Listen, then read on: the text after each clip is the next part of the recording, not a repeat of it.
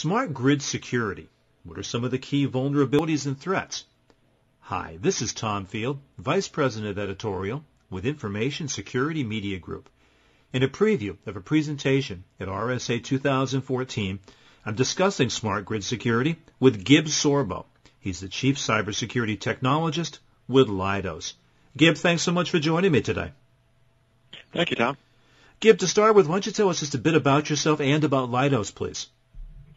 Sure. Well, as you mentioned, my title is Chief Cybersecurity Technologist. I wear a lot of hats and mainly focus on some of our commercial service offerings that we offer to a number of different verticals, particularly energy, naturally from the smart grid perspective, also with financial services, and we also do health as some of our emphasis tying in with some of the focuses of our company. Leidos is comprised of a number of different areas focused on some of our traditional markets around the U.S. federal government, particularly the U.S. military and intelligence community, where we have a national security sector that delivers everything to the warfighter as well as the folks focusing on intelligence collection and analysis.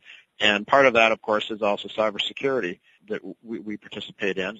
On the commercial side, however, Leidos also has a heavy focus in energy and engineering as well as in health, where we have two very large business units that focus on those.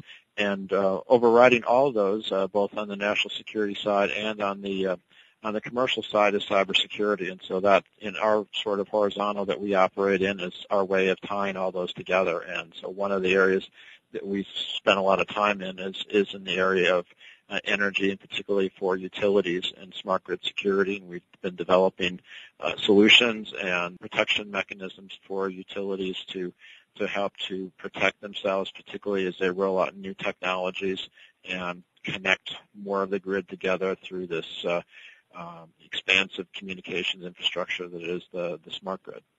Well, certainly it's a great topic, and it's got a lot more people's attention now as we talk about protecting the critical infrastructure. In your presentation, what do you identify as some of the key threats and vulnerabilities related to the smart grid? Well, threat is always an interesting question, because the first question we usually get from a lot of our customers is, why would anybody want to attack us? They do have credit cards and other information that people may want to steal, but from the perspective of the energy infrastructure that they operate, it doesn't seem to be as a juicy a target. But in reality, there are a lot of places where threats can develop, particularly as the grid becomes more interconnected. There's the risk that damage to one part of it can cascade to many other parts, as we've seen with blackouts and other things potentially causing damage to equipment. And so terrorists, for example, and others who are seeking to do mischief or seek a ransom or something else like that may decide to want to attack. We also see potential things like energy theft as potential one of the threats, as well as maybe market manipulation as we develop new economic models for how we trade energy and other things like that. And so there's a lot of different areas that we're concerned about. In terms of vulnerabilities, with smart grid, one of the biggest vulnerabilities is that you are increasing the number of potential places where someone can attack. If you're thinking about smart meters, which is one of the areas that people naturally go to when they think of smart grid, you have a meter in everyone's house, and that is now connected to basically a communications network that could be in the millions, connecting every house together, every business together, and linking back to the utility to report energy usage information, as well as potentially for the utility to control whether that house has power or not. So there's a potential concern that each of them or one of them could be compromised, just as when one computer in a enterprise gets compromised, we're concerned that compromise could spread, just like a disease or something like that. And so that's one of the sort of the low-hanging fruit to be concerned with. There's also a lot of larger issues around getting things right in the communications infrastructure, because a lot of what smart grid is automation. And we've learned in past experiences that automation can be a good thing or it can be a very bad thing if you do it poorly, because when automation goes awry, the damage tends to happen faster. And so you need to be able then to jump in and quickly and contain that. And that's one of the concerns we have with smart grid is you connect everything together. The danger can spread much faster into a wider area than where you have islands of connectivity, and really you don't really rely a whole lot on network communication. So those are some of the high level issues. As we get into some of the different domains of smart grid, we see some unique risks around the consumerization of energy generation and other things like that could potentially be problematic as well. Well, Gib, that segues nicely into my next question. You've already laid the groundwork for it. What do you see as some of the specific risks to utilities versus to the customers? Well, for utilities, of course, utilities are in the business to sell electricity, so anytime they're not able to do that because something's been compromised, if a power plant is taken down by a cyber attack or something else like that, they're certainly out revenue, so that's the first thing. The other thing, of course, utilities are worried about is damage to their property.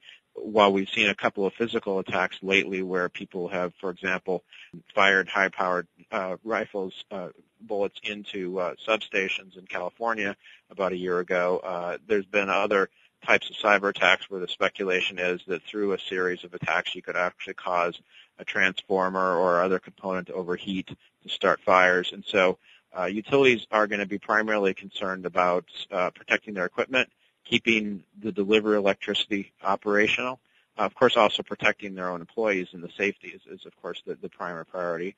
For consumers, it's simply about having the power running. They of course are concerned about safety too, but probably not, it's probably not high in their list because I don't think they're aware of a lot of those issues. But they're certainly wanting to make sure that the electricity is there when they need it. And as the options increase for how they can get their electricity, even to the point where they can power their house via stored energy in their electric vehicle, for example, as a potential backup, it's important that they have it when they need it. Just like we at home are used to being able to turn on our TV, turn on our microwave, and everything just works without having to think about it. Gib, what do you find is typically overlooked when individuals and organizations start talking about securing the smart grid? Well, I think one of the things that people overlook is, number one, a lot of investments in technologies that utilities do ends up being there for quite a long time. And so a lot of what new smart grid technology has a flavor that looks a lot like information technology that we're used to buying for our corporate enterprise side of the organization, iPads and tablets and phones and laptops.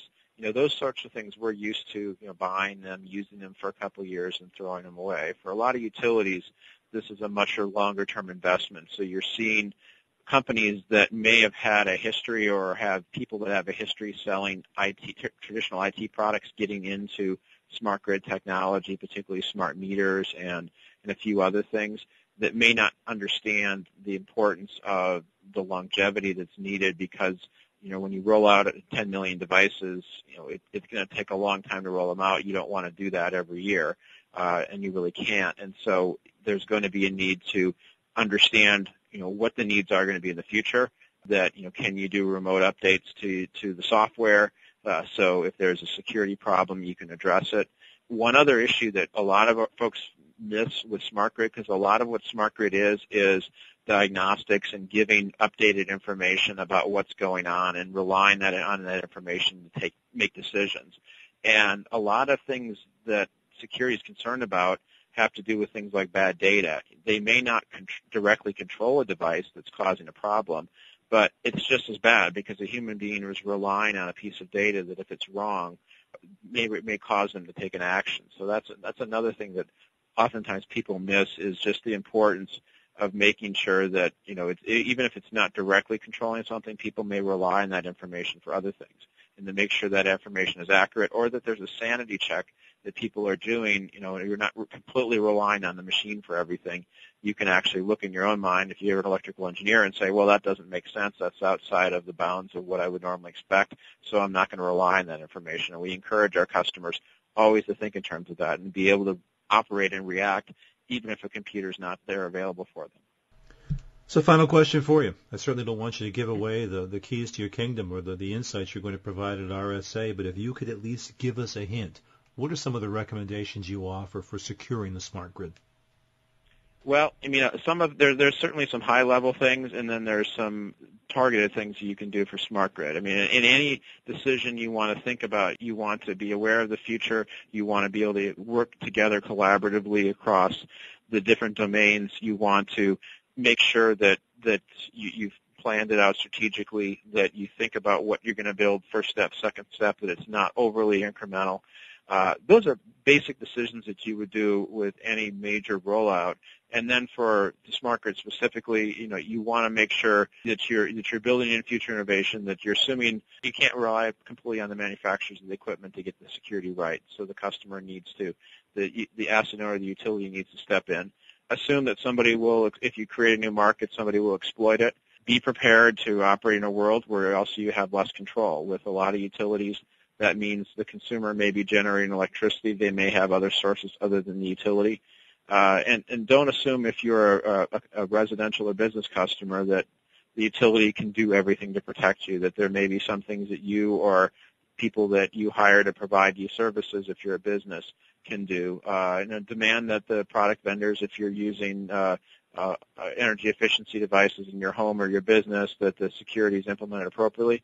And make sure for both utilities and for consumers that there's always a manual override and there's some way that you can verify the data using traditional tools so that you're not completely relying on a computer that may have been manipulated, may have been changed. Gib, that's great advice. Thank you so much for taking time to speak with me today. Sure. No problem. The topic has been smart grid security. I've been talking with Gib Sorbo, Chief Cybersecurity Technologist with Leidos. For Information Security Media Group, I'm Tom Field. Thank you very much.